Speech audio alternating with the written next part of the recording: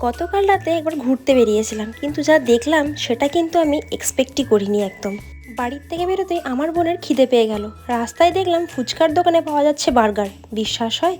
যাই হোক, তো বার্গার আমার বোনকে কিনে দেওয়ার পরে সে বলল যে বেশ ভালোই খেতে কিন্তু বার্গারটা। যাই হোক, তাকে খাওয়া দাওয়া করিয়ে আমরা বেরিয়ে গেলাম শপিং মলের জন্য।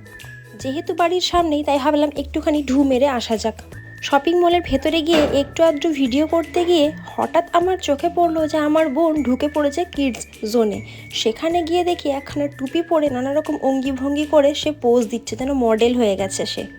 তার এক্সপ্রেশন দেখে আমার তো এটাই মনে হলো। আর এই করতে করতে আমাদের টুকিটাকি জিনিস কেনা কমপ্লিট, আর ক্যাশ কাউন্টারে পেমেন্ট করাও আমাদের কমপ্লিট হয়ে গেছে। এর ফাঁকে ছোট্ট আদিরার বায়না জুড়েছে একটা চশমা নিয়ে, সে বলছে আমি পরবো। তার তো এরকম রকমারি বায়না লেগেই থাকে। তা আমরা গুটি গুটি পায়ে রওনা দিলাম বাড়ির উদ্দেশ্যে।